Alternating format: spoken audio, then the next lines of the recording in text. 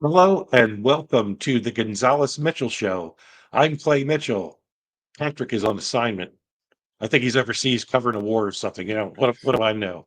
Today, our guest is a good friend of mine. We go way back. We used to work together at Maryland Department of Labor when Secretary Schultz was in charge, and w- Brandon and I had a good old time. It's Brandon Butler.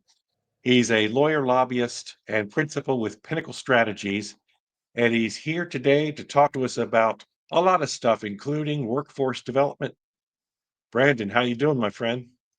I'm great, Clay. Thank you so much. And we wish Patrick well on assignment.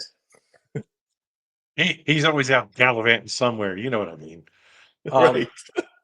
Um, you and I were at Department of Labor. You're obviously like me. You're a law grad from the greatest law school in the world, the University of Baltimore. When you left Department of Labor, what did you do, and how did you get started with Pinnacle Strategies? Yeah, really appreciate the question. And I really want to say, starting off, long time listener, first time caller. And so we appreciate the opportunity.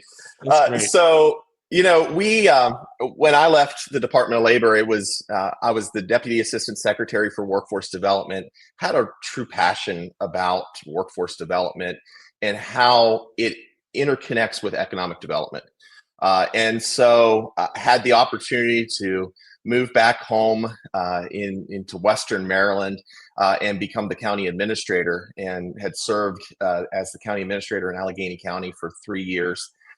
And left there and started shortly thereafter, started my firm, Pinnacle Strategies.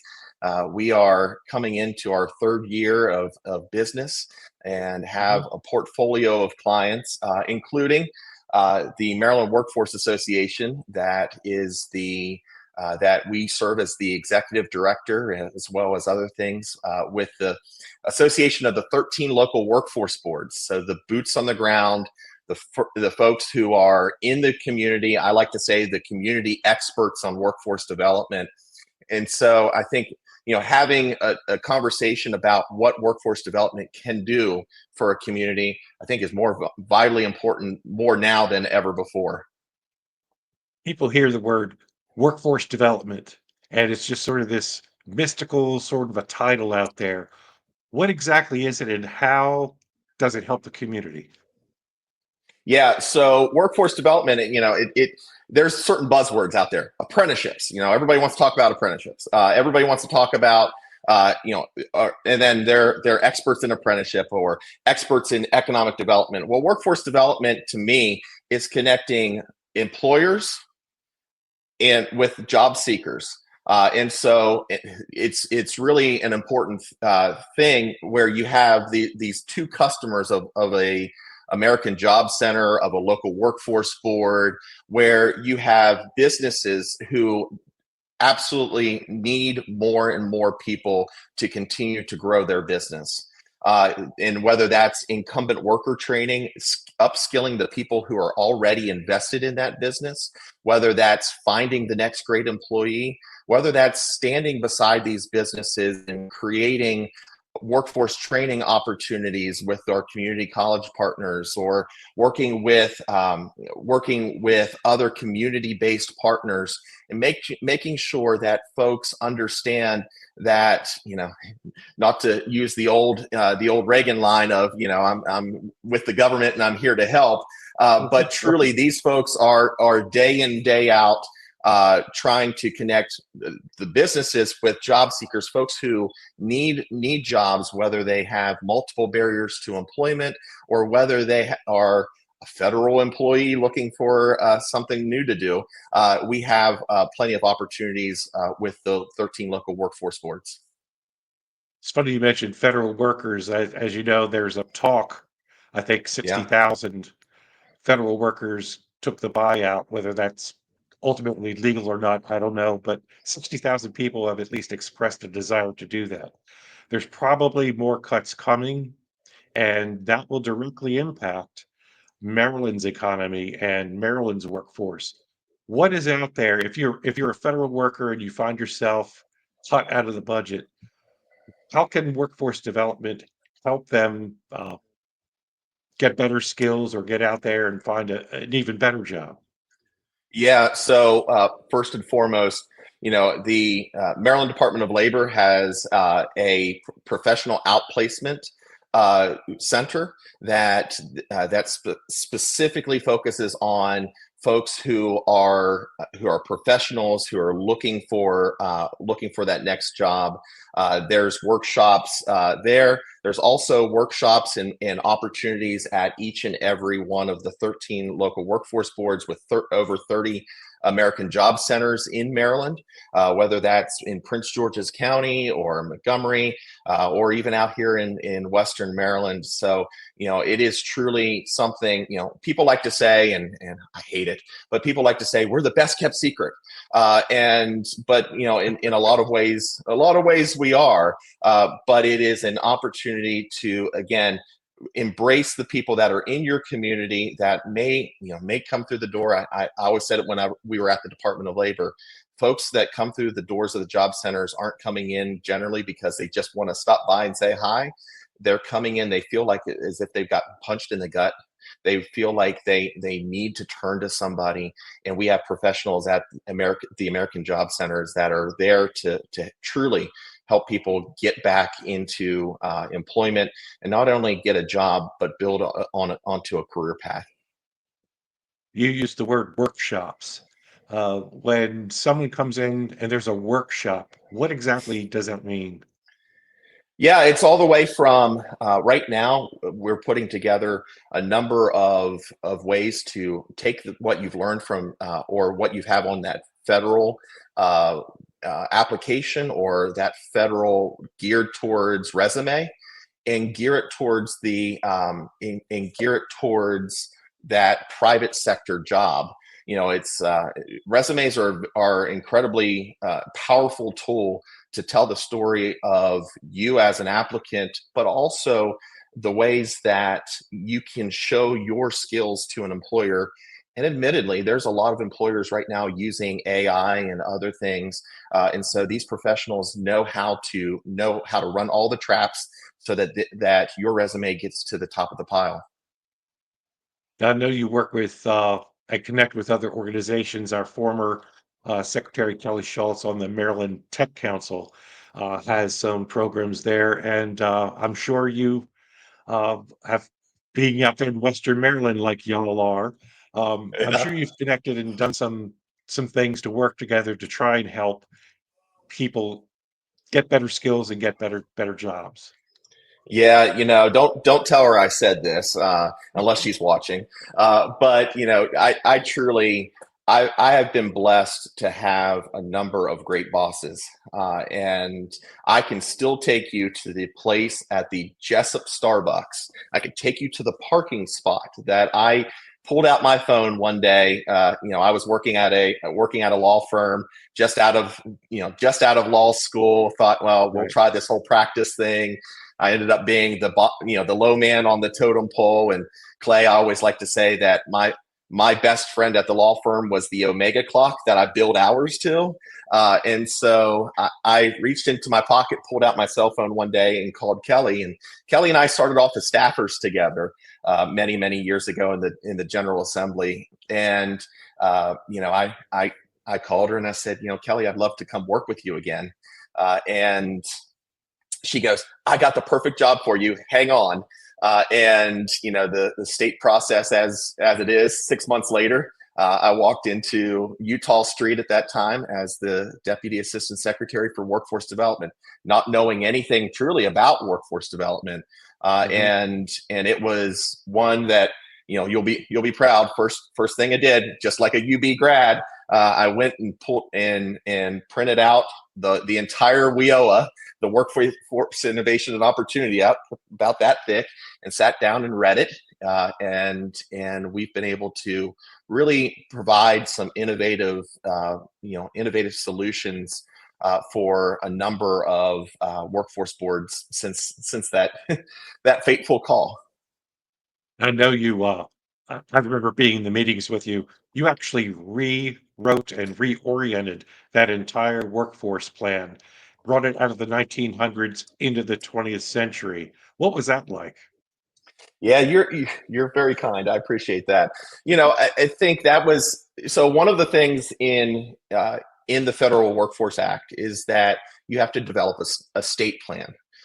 And so Kelly gave the charge, under Governor Hogan, to do something different, and we were able to do what was called a combined state plan. So the first time in the history of Maryland, we were able to combine the efforts of three different state agencies all into one plan.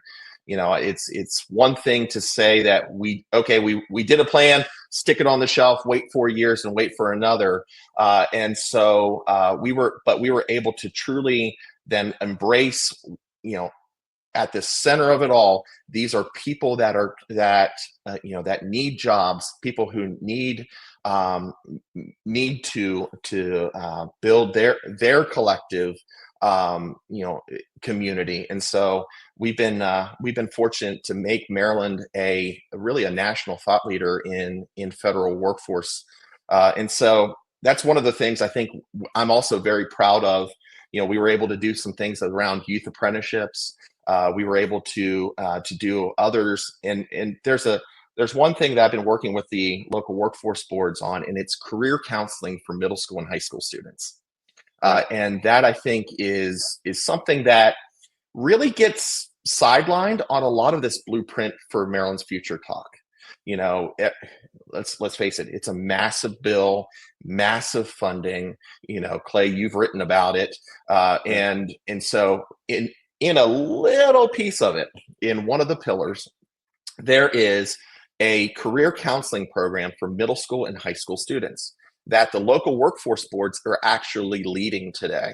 And so this makes Maryland actually very unique in that there's only maybe one other state that I know of that's even coming close to what Maryland is doing for career counseling. So individuals from the workforce boards, hired by the workforce boards in a lot of instances, or at least hired working with the local education agencies, are going into the middle schools and going into high schools, and that they're showing students the world of work.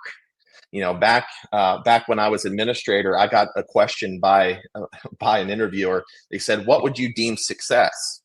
And Clay, coming from a rural community, I stopped. I thought about it for a second, and I went, "I deem success as if no other parent has to say that my kid had to go elsewhere in order to get a good paying job." Right. And I mean, Me, that's me from the Eastern Shore, my heart's here. Say I'm a seventh grader and I'm starting to develop what I want to do for a living and what I want a career path to be, but I know college isn't going to happen for me, or I don't know what's out there. How does a student like that reach out and say, "Hey, I'd like to see what kind of opportunities are available to me to develop a skill uh, yeah. to and get on a career path." Yeah, and that's, I think, the important thing that we've been doing now over it's really been about a year and a half, where we've been truly doing this work in middle school and high schools, and that's these career counselors, these career coaches are actually going into the classroom and doing contextualized learning activities with the students, so that if, hey, when I was that seventh grader, I thought I was going to be, actually I thought I was going to be a minister, Yeah. and I thought I was going to go do that, and but then things change, right? And Right. the I think the point is that college, we've been pushing kids into college all the time, right? And I used to tell Karen Salmon, who was the state superintendent of schools, I said, as long as we can start saying college and career in the same voice, with the same inflection, I think we'll be okay. But too Right. long we've done the college and career for everybody else that doesn't want to go to college. And so what has happened is you have people going who may not know what they want to do when they grow up, who may not have a community that embraces them and says, hey, have you thought about this, have you thought about that? And so they're using college as a career exploration tool, and what an expensive career exploration tool college can be. Right. And so you're graduating people with mountains of debt, and now going, okay, I did that, now what? And so here's an opportunity for Maryland students to say, I'm going to get on a career path now. I'm going to find out what I like, my strengths, my values, my interest, and I'm going to start focusing on that path. If that leads you to college, great. If it leads you to an apprenticeship, great. If it leads you to something else that you value in your life, great. If it leads you down a path and you go, oops, man, I really didn't want to do that. Hey, I'm glad you found that out now and experienced that now, rather than Right. going through all the other stuff. And be from the shore, agriculture is the largest industry in Maryland, and I was glad to see Maryland Tech Council have programs that are directed towards that. Not a lot of people know, and I'm sure workforce development boards would also help with this. Tractors aren't just pieces of machine that pull a plow or whatever they traditionally did. They're computers. They're just like a Yeah. Tesla almost. It Yeah. tells exactly where the seed should go, exactly how much fertilizer should go down, uh, maps it out, follows the plan, and it takes some doing to do that. Uh, what if from the Eastern Shore, I'm in an ag community. I'd like to go into farming. I'd like to continue my family's business and take it to the next level, so to speak. What's out there for me? Yeah, so a lot of a lot of great things about, workforce boards are conveners in communities. So they're working with the small business folks. They're working with sometimes even with the TEDCOs, with economic development agencies. They're also, if you need a skill such as CDL training or anything like that, here's an opportunity for those folks to do, to again open themselves up to the possibilities in the world of work. I think that the future is technology, no matter what you want to go into plumbing, electricity, electricians, rather, anything. It's going to come down to technology to make things smarter, faster, and more efficient. And Yeah. with workforce development boards and apprenticeships, those are sorely needed. And the more you could put out the word, and hopefully we're putting out the word here today, that if you're a student, if you're a young person, or you want to shift careers, there are resources out there available to you to help you out. Other than the snow, my friend, what else is going on out there in Western Maryland? Oh, there's a lot of great stuff. We've got, I've been working with a great company called Grow West. They're actually, I know you just had a cannabis person on, but they're Right. doing some amazing work with, actually took over, really great story. They took over the old Kelly Springfield tire plant. So in Cumberland, Kelly Springfield Tire was the industry for many generations, and now Right. because of that industry, they have family sustaining wages. They have people who, I love this story. There's one of their head of their cultivation actually was delivering Domino's pizza, living in his parents' basement, and now has turned into the head of cultivation, is doing great work, bought his first car, bought his first home. And those are the stories, I think, that cannabis, as Maryland is still allowing this market to mature, I think that's one of those stories for rural communities that cannabis can actually provide good quality jobs for folks who want to stay in communities. We had Anthony Darby on and recorded his show today, talking about the small little town here on the Eastern Shore, Millington, is going to have a dispensary. And that is a big deal to small rural communities to bring jobs and money and training in. Absolutely. Uh, I salute your work with that, my friend. My goodness, look Well, at that clock on the wall. Can you look at that can you time. believe it? Oh my gosh. Well, I'm going to have you back on. Session will come and go. We'll have you back on after that. You tell us what happened in the world of workforce development and anything new that comes up. You can update us on. I'd really look forward to that. But Brandon, I'm afraid it's time. It's a time of the show where we have to say goodbye, Patrick. Goodbye, Patrick. Goodbye, Patrick, wherever you are. Please phone home. Brandon, thank you so much for being on the show today. Thank you. Thank you. Take care, my Thank you, my friend. friend. You too.